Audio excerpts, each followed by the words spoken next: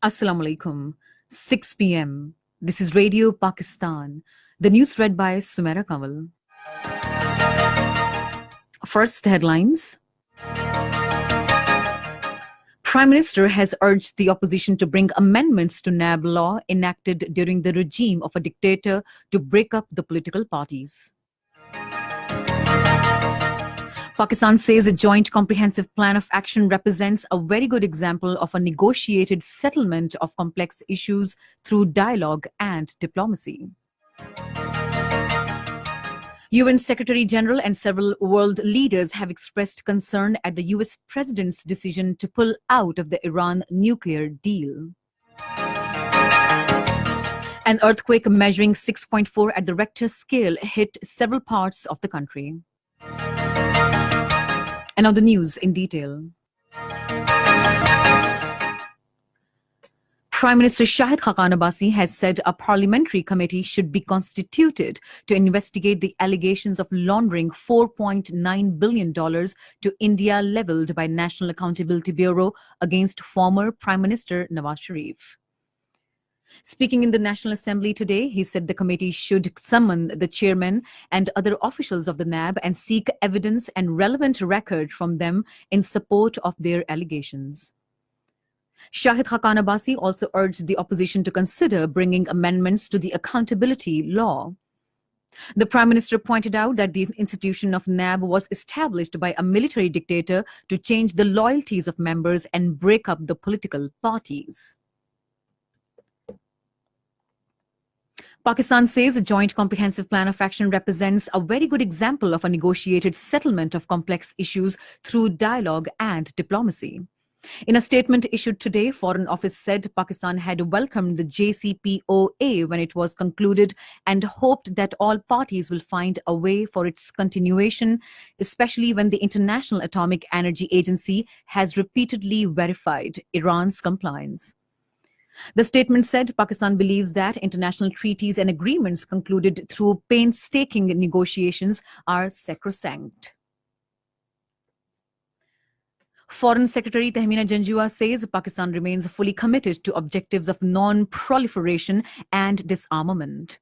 She was speaking at the inaugural session of the two-day international seminar on the present and future of strategic export controls in Islamabad today. She said Pakistan shares the global concerns on the proliferation of weapons of mass destruction and the threat it poses to international peace and security. UN Secretary General Antonio Guterres and several world leaders have expressed deep concern at the US President Donald Trump's decision to pull out of the Iran nuclear deal. UN Secretary General, in his comments, called on all other member states of international body to support the 2015 agreement. France's Foreign Minister Jean-Yves Le Drian said Iranian nuclear deal is not dead, despite US President decision to withdraw. Russia said it was deeply disappointed by Mr. Trump's decision, while China expressed regret. European Union diplomatic chief Federica Mogherini said 2015 accord is delivering on its goal, which is guaranteeing that Iran doesn't develop nuclear weapons. China, Japan, and South Korea have agreed to cooperate in denuclearization of the Korean peninsula. Speaking after a trilateral summit with Chinese Premier Li Keqiang and South Korean President Moon Jae-in, Japanese Prime Minister Shinzo Abe in Tokyo said further efforts are essential for complete denuclearization. U.S. forces set up a new base in Manbij in north part of Syria. U.S. officials said that the step was taken after the Turkish threats to march on the town. He said after the Turkish attack on Afrin and the increase in Turkish threats towards Manbij, coalition forces built the base to monitor the movement of Turkish forces.